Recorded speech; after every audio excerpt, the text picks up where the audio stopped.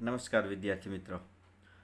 ધોરણ 11 પાઠ 11 એમાં આપણે ખાસ કરીને 11મો પાઠ જોઈએ છીએ આર્થિક વિચારો. ગાંધીજીના જે આર્થિક વિચારો હતા, ગાંધીજીએ એમ કીધું હતું કે માણસે મહેનત કરવી જોઈએ, યંત્રોનો બની શકે એટલો ઓછો ઉપયોગ કરવો જોઈએ. એમાંથી આપણે 6 મુદ્દા તારવી શકાય છે એમ કીધું છે. 6 મુદ્દા અહીંયા આપણે આપેલા છે, એની વાત કરવાની છે. તો આવો શરૂઆત કરીએ. સર્વપ્રથમ એ 6 મુદ્દાને આપણે જોઈ લઈએ કે જે યંત્રોનો ઓછો ઉપયોગ, મુખ્ય મુદ્દો એની ઉપરથી 6 મુદ્દા તારવેલા છે. તો એમાં પહેલો મુદ્દો, ગાંધીજી પ્રાથમિક અને સાદા યંત્રોનો આગ્રહ રાખતા હતા, કારણ કે આવા યંત્રો ગરીબો સરળતાથી વસાવી શકે. મોંઘા યંત્રો, જટિલ યંત્રો ગરીબો વસાવી શકતા નથી. એટલે સાદા યંત્રોના આગ્રહી હતા ગાંધીજી, જે ગરીબો એકદમ લઈ શકે સરળતાથી. શ્રમિકની મહેનત બચાવે અને એમનો બોજો હળવો કરે એવા સાદા યંત્રોને ગાંધીજી આવકારતા હતા. જે મહેનત પણ બચાવે, બોજોય હળવો કરે એવા સાદા યંત્રો વાપરવાની છૂટ કીધી હતી ગાંધીજી. પરંતુ જે યંત્રો માનવીનું સ્થાન લઈ લે, માનવીને સાવ આળસુડો બનાવી નાખે, એને બેકાર બનાવે એવા યંત્રો સામે ગાંધીજીનો વિરોધ હતો. જ્યાં માણસની જરૂર જ ન પડે, માનવીનું સ્થાન લઈ લઈએ યંત્રો, એવા યંત્રોનો કોઈ જરૂર નથી. યંત્રોનો ઉપયોગ સમગ્ર માનવ જાતને અને ખાસ કરીને ભારતના દરિદ્ર નારાયણના કલ્યાણ માટે થતો હોય તો તેની સામે ગાંધીજીને કાંઈ વાંધો નહોતો. દરિદ્ર નારાયણ એટલે ગરીબ વ્યક્તિની વાત છે. યંત્રોનો ઉપયોગ સમગ્ર માનવજાત માટે થતો હોય, ખાસ કરીને ભારતનો જે ગરીબ માણસ છે એના કલ્યાણ માટે થતો હોય તો ગાંધીજીને કોઈ વાંધો નહોતો એમ કહે છે. આગળ ચોથો મુદ્દો એમ કહે છે યંત્રથી શ્રમનો બચાવ થાય. એ રીતે સાચી, પણ યંત્રોના ઉપયોગને કારણે જો હજારો લોકો બેકાર બને એવા શ્રમનો બચાવ યોગ્ય નથી. જે યંત્રથી હજારો માણસો બેકાર બની જાય તો એ યંત્ર ન કહેવાય, તો માણસનું પતન કહેવાય. એવી જ રીતે યંત્રોને કારણે સમય, શ્રમ અને મૂડીનો બચાવ થતો હોય તો તે વ્યક્તિના લાભ માટે નહીં, પણ સમગ્ર સમાજના લાભ માટે થવો જોઈએ. જો યંત્રથી સમય, શ્રમ અને મૂડી ત્રણેયનો બચાવ થતો હોય તો એ વ્યક્તિના લાભ માટે ન થવો જોઈએ, આખા સમાજના લાભ માટે થવો જોઈએ. અંગ્રેજોએ ખાલી વ્યક્તિગત લાભ લીધો હતો.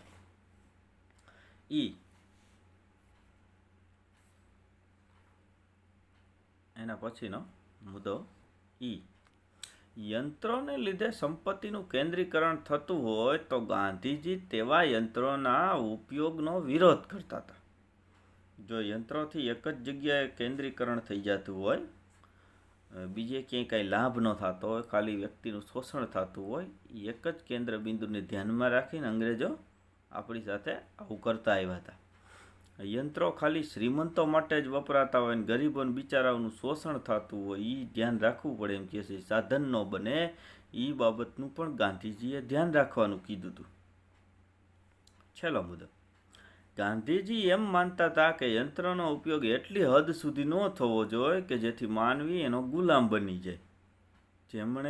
તેમણે જણાવેલ કે યંત્રો માનવી માટે છે, માનવી યંત્રો માટે નથી. તો આ 6 મુદ્દા એની ઉપરથી આપણે તારવી શીખ્યા. શું કીધું કે બની શકે એટલો યંત્રનો વિવેકપૂર્ણ ઉપયોગ કરવો. તો હવે વિકેન્દ્રિત અર્થવ્યવસ્થા એ શું છે, ગાંધીજી એની વિશે શું કહેતા હતા એ જરાક જોઈ લઈએ. ચાલો.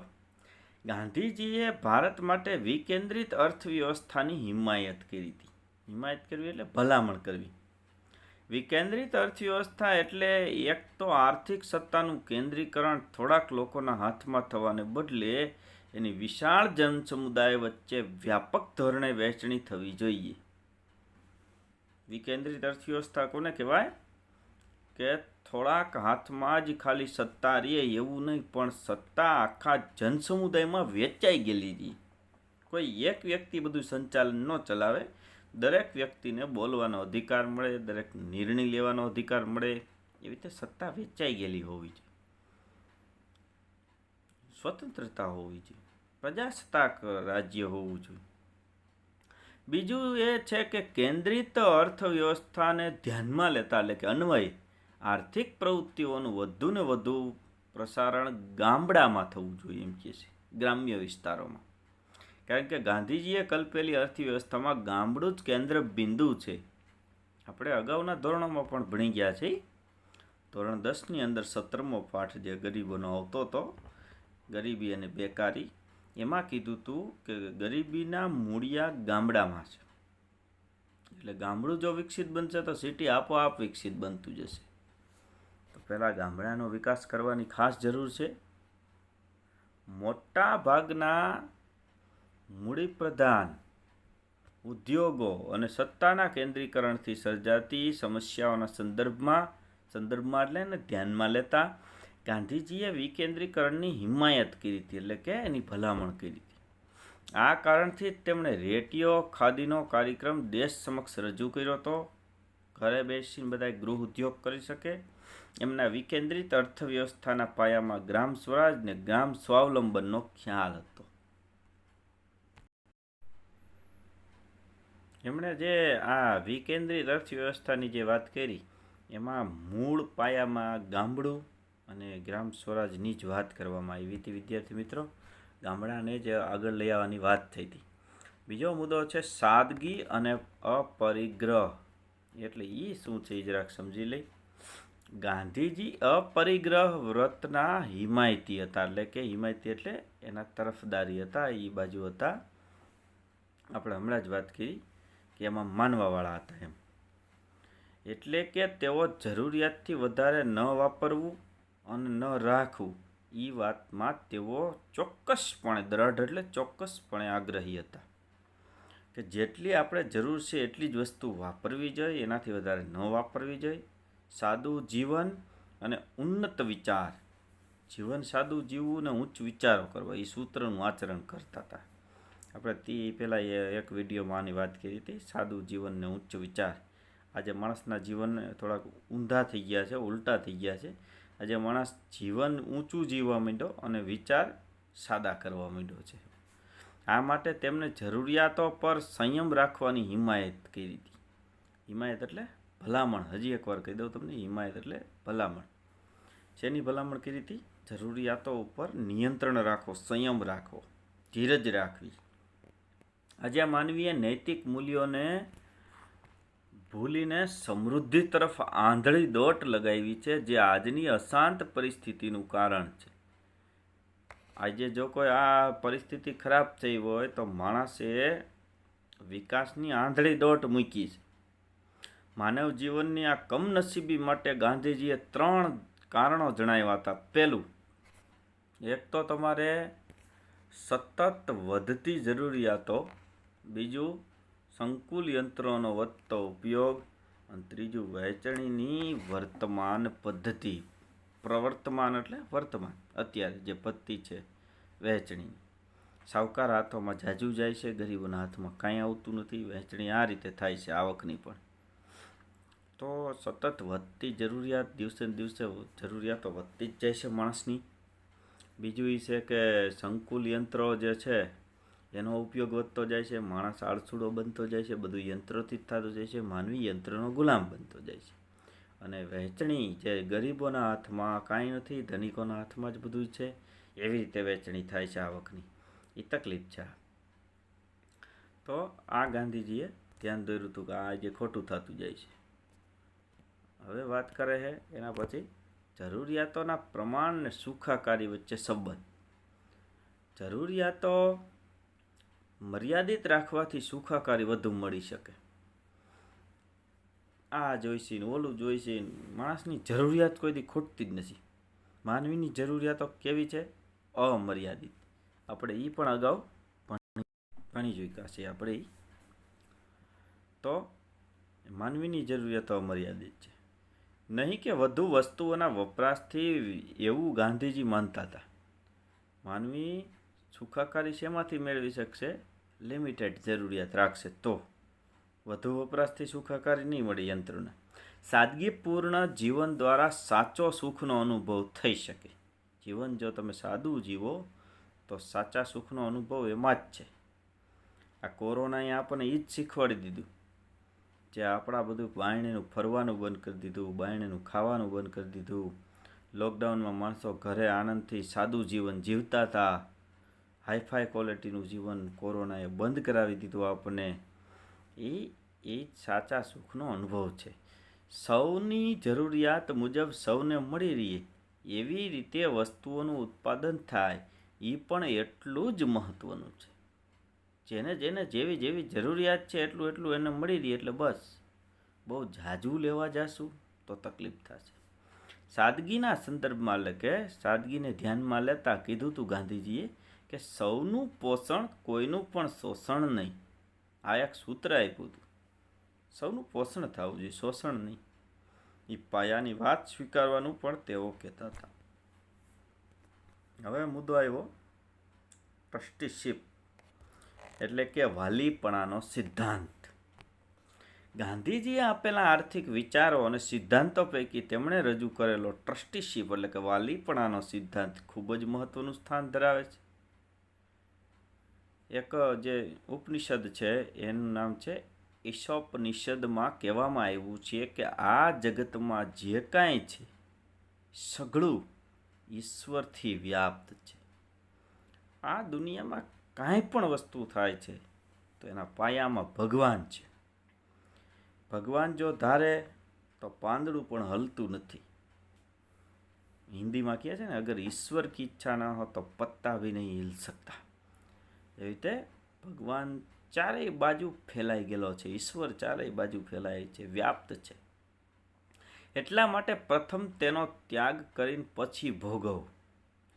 જે કાંઈ વસ્તુ આપણે વાપરી છીએ એનો પહેલાં ત્યાગ કરતા શીખવા જોઈએ. એનો બહુ મોહ ન હોવો જોઈએ. આજે યંત્ર માણસ ઉપર હાવી થઈ ગયો છે. આ બુનિયાદી વિચારને ભગવદ્ ગીતાના અપરિગ્રહના સિદ્ધાંતથી પ્રેરાઈને ગાંધીજીએ વાલીપણાનો સિદ્ધાંત રજૂ કર્યો. આ સિદ્ધાંત સાવ સરળ છે. જેમ કે કોઈ એક વ્યક્તિને વારસામાં કે વેપાર ઉદ્યોગ દ્વારા વિપુલ સંપત્તિની માલિકી મળી હોય તો એ મિલકતની કાયદેસરની માલિકી ભલે ગમે તે વ્યક્તિની રહે, પરંતુ દેશના લાખો માણસોને સન્માનપૂર્વક જીવવા માટે જેટલું જરૂરી છે એટલું જ મેળવવાનો તે વ્યક્તિને અધિકાર છે. એ સિવાય બાકીની મિલકત વાસ્તવમાં સમાજની માલિકીની છે અને તેથી તેનો ઉપયોગ ને વહીવટ એ વ્યક્તિએ સમાજના કલ્યાણ માટે કરવો જોઈએ. આજના નેતાઓ એવું જ છે કે એમને કોઈ ફોરવ્હીલ મળી છે, કોઈ બંગલો મળ્યો છે, કોઈ વસ્તુ મળી, કોઈ હોદ્દો મળ્યો છે, તો એ પબ્લિકની સેવા કરવા માટે મળ્યો હોય છે. એ ભૂલી જાય છે અને પોતાનું પ્રાઇવેટ સમજીને બધું વાપરવા માંડે છે. જે કાંઈ વસ્તુ એને મળી છે એ પબ્લિકની સેવા કરવા માટે મળી છે. એ માણસના કલ્યાણ માટે એ વસ્તુ એને મળી છે, એ ભૂલી જાય. એ વસ્તુની વાત કરી ટ્રસ્ટીશીપના સિદ્ધાંતમાં. તો એ રીતે વર્તવું જોઈએ. ટ્રસ્ટી એટલે કે વાલીપણાનો જે સિદ્ધાંત છે એમાં એવી રીતે વર્તવું જોઈએ એમ કીધું છે કે ગાંધીજી મૂડીપતિઓને ટ્રસ્ટી બનાવવાની સલાહ આપે છે. પોતાની સંપત્તિના વહીવટદાર તરીકે તેમને ચાલુ રહેવા દેવામાં આવશે.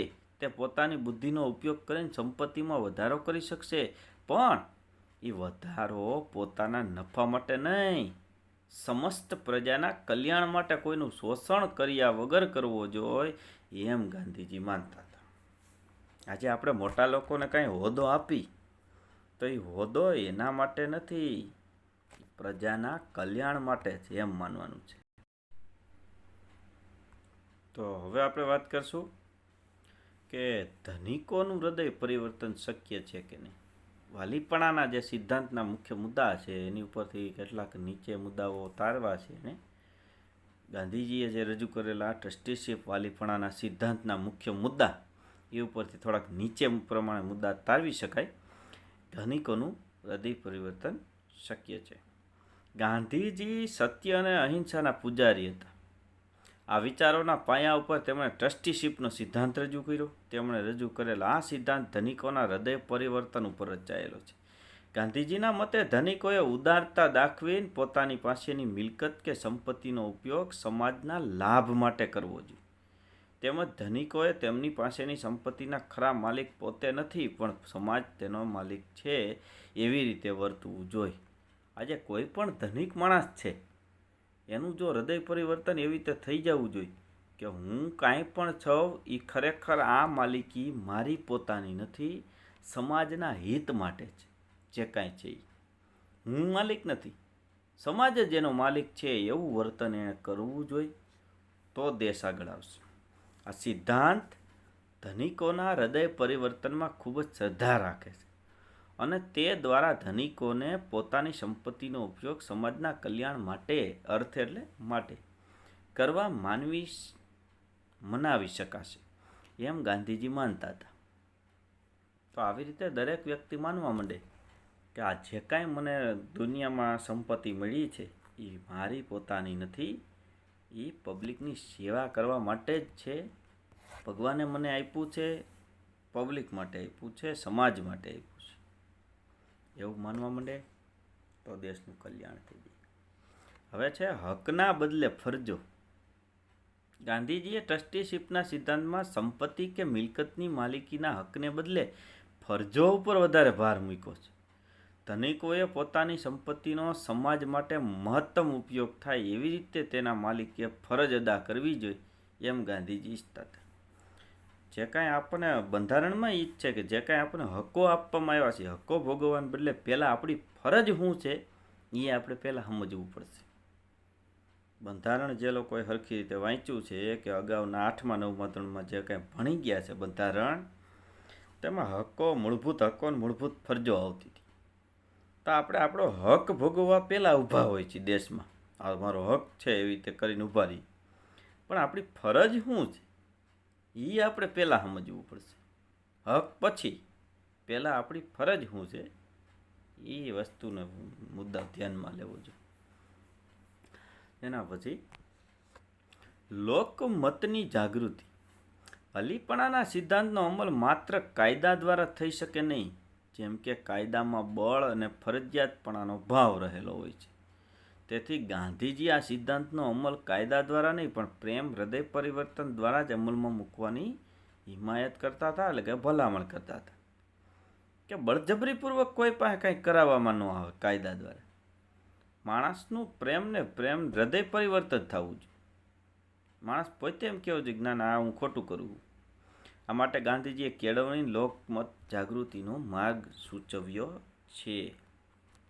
ગાંધીજીએ આવી વાત કરી હતી કે માણસને કાયદા દ્વારા કાંઈ આપણે કરાવવું નથી પરાયણે, એ પોતે સમજી જવો જોઈએ. એ વસ્તુની વાત છે કે મારા આ શું કરવા જેવું છે ને શું કરવા જેવું નથી, એ પોતે સમજવો જોઈએ. સમગ્ર સમાજ હિતનું મહત્વ. આ સિદ્ધાંતમાં અમુક થોડીક વ્યક્તિઓના હિત કરતાં સમગ્ર સમાજના હિતને વધારે મહત્વ આપવામાં આવે એવું ગાંધીજી ઈચ્છતા હતા. તેથી સમાજના ખૂબ મોટા વર્ગની જરૂરિયાતોને ધ્યાનમાં રાખી, અનુલક્ષીને એટલે ધ્યાનમાં રાખીને ચીજ વસ્તુનું ઉત્પાદન કરવું જોઈએ. એ બાબત ઉપર ગાંધીજીએ ભાર મૂક્યો હતો. આવું આપણે 10મા ધોરણના 15મા પાઠમાં આવતું હતું સમાજવાદી પદ્ધતિમાં, કે સમાજની જરૂરિયાતોને ધ્યાનમાં રાખીને ચીજ વસ્તુનું ઉત્પાદન થાય તો એ સમાજવાદી પદ્ધતિ કહેવાય. એ જ ગાંધીજીએ કીધું છે. વિદ્યાર્થી મિત્રો, આપણે તમારું ધ્યાન દોરવા માગીએ છીએ પેજ નંબર 127 અહીંયા સમાપ્ત થાય છે અને લાસ્ટ 128મું પેજ આપણે ચાલુ કરીએ છીએ. આજે આ પાઠનો આ છેલ્લો ભાગ છે. અહીંયા 128મું પેજ સમાપ્ત થાય એટલે હું થોડીક સૂચના દેવા માગીશ, તમને ધ્યાન આપજો. ટ્રસ્ટી, વાલીને વળતર. મિલકત કે સંપત્તિનો માલિક જ્યારે સંપત્તિના ટ્રસ્ટી તરીકે કામ કરે ત્યારે તેને તેના કાર્ય માટે વળતરની જોગવાઈ રાજ્યએ નક્કી કરવી જોઈએ એમ ગાંધીજી માનતા હતા. મિલકત કે સંપત્તિનો માલિક જ્યારે સંપત્તિના ટ્રસ્ટી તરીકે એનું કામ કરતો હોય તો એના કાર્ય માટે વળતરની કંઈ જોગવાઈ હોય એ રાજ્યએ નક્કી કરવી જોઈએ. કોઈ માણસ પોતાનું બધું સર્વસ્વ કુરબાન કરવા તૈયાર હોય ત્યારે રાજ્યની હોતને ફરજ છે કે એને થોડીક મદદ કરે, હેલ્પ કરે, વળતર આપે. રાષ્ટ્રીયકરણનો વિરોધ. કોઈ પણ વસ્તુનું રાષ્ટ્રીયકરણ થાય એનો વિરોધમાં હતા ગાંધીજી.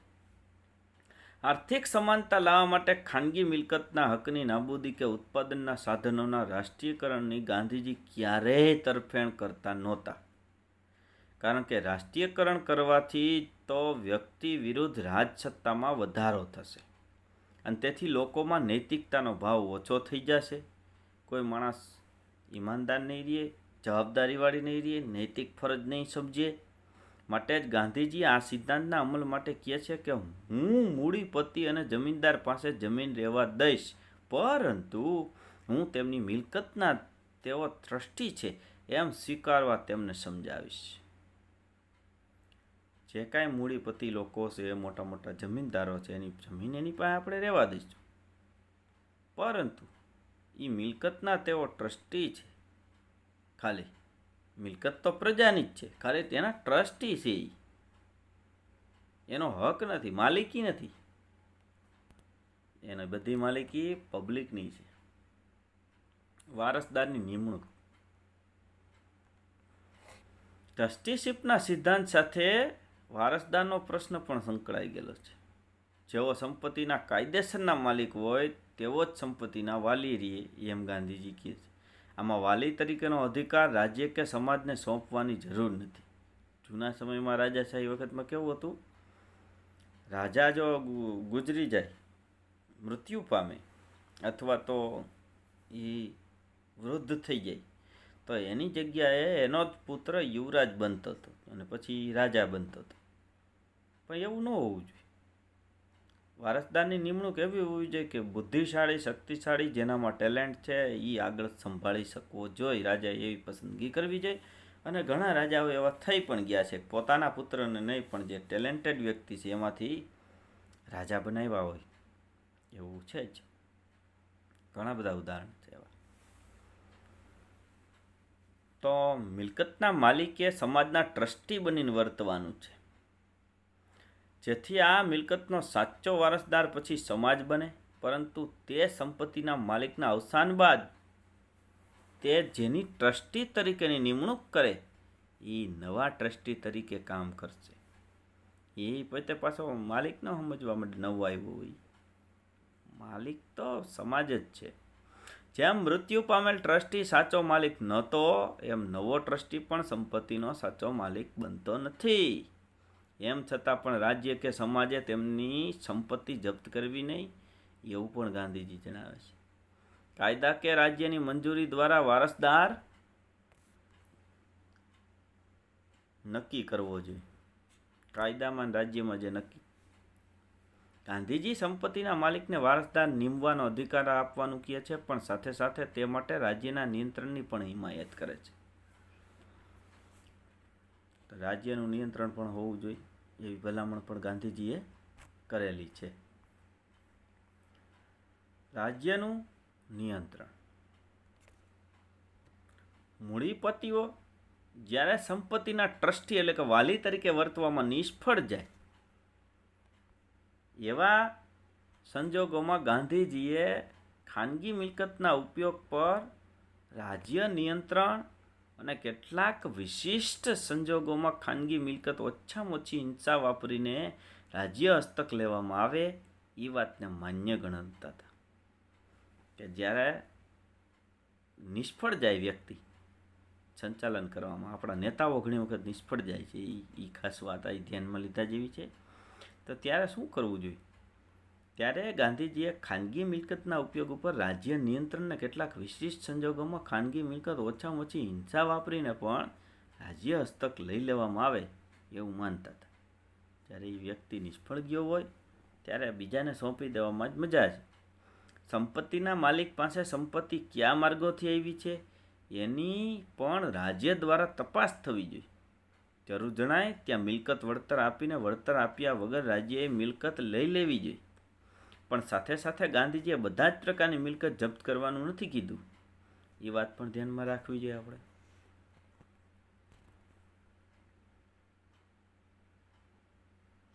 ત્રણ આર્થિક ક્ષેત્રના સિદ્ધાંત રજૂ કર્યા છે અહીંયા એની ઉપરથી. પહેલું, ટ્રસ્ટીશીપના સિદ્ધાંતના સંદર્ભમાં ગાંધીજીએ આર્થિક પ્રવૃત્તિના 3 ક્ષેત્રો રજૂ કર્યા. એમાં પહેલું ખાનગી ક્ષેત્ર, બીજું ટ્રસ્ટીશીપનું ક્ષેત્ર અને ત્રીજું જાહેર ક્ષેત્ર. આમાંથી તેમણે ટ્રસ્ટીશીપના ક્ષેત્રને વધારે મહત્ત્વ આપ્યું છે, જે આપણે ટ્રસ્ટીશીપની હમણાં જ વાત કરી. હવે આપણે અહીંયા ગાંધીજીની વાત પૂરી કરીશું. ઉપસંહાર છેલ્લે એનો સાર. ઉપયુક્ત મુખ્ય આર્થિક વિચારો ઉપરાંત ગાંધીજીએ શું કીધું હતું તો કે સ્વદેશી વસ્તુ વાપરવી, સહકાર આપવો, નાના ઉદ્યોગો, ગ્રામ સ્વરાજની આર્થિક સમાનતા, ગ્રામોદ્યોગ, વસ્તી સ્ત્રીઓનો દરજ્જો જેવી અનેક બાબતોના સંદર્ભમાં પોતાના વિચારો રજૂ કર્યા છે. તેમના વિચારો સામૂહિક કલ્યાણકારી ભાવના સાથે માનવતાવાદી છે. વર્તમાન સમયમાં ગાંધીજીના વિચારોનો આધાર લઈને ઘણા અર્થશાસ્ત્રીઓએ વિશ્વ માટે નવી આર્થિક પદ્ધતિની તરફેણ કરી છે. ગરીબી, બેકારી, અસમાનતા અને સત્તાનું કેન્દ્રીકરણ વગેરે જેવી અનેક સમસ્યાઓના ઉકેલ માટે ગાંધીજીના વિચારોમાંથી માર્ગદર્શન મળી શકે તેમ છે. હજી આપણે આગળ વાંચવું જોઈએ. આજના નેતાઓને પણ આ વાંચવાની ખાસ જરૂર છે. એ જોવું જોઈએ આપણે. બરાબર. હવે આપણે જે છે આપણે વાત કરી હતી પાઠમાં શરૂઆતમાં કે સરકારે ચાણક્ય અને પંડિત દીનદયાળ, આ પાઠના 3 મુખ્ય હતા ટોપિક. ચાણક્ય, ગાંધીજી અને પંડિત દીનદયાળ ઉપાધ્યાય. એમાંથી સરકારે કોર્સમાં જે બાદ કર્યું એમાં ચાણક્યનો મુદ્દો બાદ કરી નાખ્યો, ગાંધીજીનો મુદ્દો રાખ્યો અને પંડિત દીનદયાળનો ઉપાધ્યાયનો ખાલી પરિચય મેળવવાનો છે એમ કીધું છે. તો આવો આપણે પરિચય મેળવી લઈએ એનો, અને પછી આ પાઠ આપણે અહીંયા પૂરો કરી છીએ. પંડિત દીનદયાળ ઉપાધ્યાય એનો પરિચય. સાદું જીવન, સરળ વ્યક્તિત્વ, આંખોમાં અનોખી ચમક ધરાવતા સજ્જન, આર્થિક વિચારોનું પ્રેરણા બિંદુ, મૌલિક ચિંતનને વિચારોની અખૂટ સરવાણી ધરાવતું વ્યક્તિત્વ એટલે પંડિત દીનદયાળ ઉપાધ્યાય. આજે રાશનની કોઈ પણ દુકાને જાશો, ઉપર બોર્ડ માર્યો હશે પંડિત દીનદયાળ ગ્રાહક ભંડાર. આખા દેશમાં એના નામ ઉપરથી રાશનની દુકાનો ચાલે છે. મતલબ એની ઉપરથી જ ખબર પડી જાય કે ગરીબોને હેલ્પ કરવાવાળા હતા પંડિત દીનદયાળ ઉપાધ્યાય. 25 સપ્ટેમ્બર 1916ના રોજ જન્મેલા. યાદ રાખજો એની જન્મ તારીખ ખાસ. 25 સપ્ટેમ્બર 1916ના રોજ જન્મેલા પંડિત દીનદયાળ માત્ર 52 વર્ષની ઉંમરે જ મૃત્યુ પામી ગયા. એમના 52 વર્ષના જીવનકાળમાં દેશની વર્તમાન પરિસ્થિતિને ધ્યાનમાં રાખી દેશના છેક છેવાડાના માનવીને, એટલે કે જ્યાં વિકાસ નથી પહોંચ્યો શક્યો, નાના નાના ગામડાની વાત છે, છેવાડાના માનવીને સાથે લઈને દેશનો સર્વાંગી આર્થિક વિકાસ થાય એ માટે તેમણે પોતાના આર્થિક વિચારો રજૂ કર્યા છે. બહુમુખી પ્રતિભા ધરાવતા પંડિત દીનદયાળે તત્વજ્ઞાન, અર્થશાસ્ત્ર, સમાજ જીવનના, સાહિત્યના વિષયમાં પોતાની આગવી એટલે કે અનોખી વિચારસરણી રજૂ કરી, સૌને પ્રભાવિત કર્યા. તેમજ રાજકીય, સામાજિક, સંગઠન, પત્રકારત્વના ક્ષેત્રે પણ અનોખી, આગવી એટલે અનોખી કાર્યપ્રણાલી દ્વારા ખૂબ જ નામના મેળવી. તેઓ રાજનેતા પણ હતા, સામાજિક કાર્યકર હતા, સંગઠનકાર હતા અને પત્રકારત્વ એટલે કે પ્રેસ રિપોર્ટર પણ હતા. એકાત્મ માનવવાદ, રાષ્ટ્ર જીવનની દિશા, રાષ્ટ્ર ચિંતન, ભારતીય અર્થનીતિ, વિકાસની એક દિશા, પોલિટિકલ ડાયરી, પ્રથમ દ્વિતીય વર્ષ પંચવર્ષીય યોજનાનું વિશ્લેષણ વગેરે તેમણે રજૂ કરેલ કૃતિઓ છે. એટલા એના પુસ્તકો હતા. તેમાં તેમના આર્થિક વિચારોની ઝાંખી જોવા મળે છે. આવા પુસ્તકો એણે બાયણે પાડ્યા, પોતાના વિચારો આપણને એમાં મળે છે. તો વિદ્યાર્થી મિત્રો, અહીંયા આપણે હવે એના વિચારો નહીં લઈ, કારણ કે સરકારે જે વાત કરી હતી કોર્સની, એની આપણે તમને યાદ અપાવી દઈએ હજી એકવાર. ચાણક્યનો જે સિદ્ધાંતોના વિચારો હતા એ સરકારે 30% કોર્સમાં બાદ કરેલ છે. ફક્ત ગાંધીજી વિશે જ ટોપિક રાખેલ છે અને પંડિત દીનદયાળ ઉપાધ્યાયનો ખાલી પરિચય જ લેવાનો હતો, એના વિચારો લેવાના નહોતા. આ પાઠમાં આટલું છે, બાકીનું કોર્સમાં બાદ કરેલ છે. એટલે અહીંયા આપણે પાઠને સમાપ્ત કરીએ છીએ વિદ્યાર્થી મિત્રો. આવતી વખતે એક નવા પાઠ સાથે આપણે ફરીથી રજૂઆત કરશું.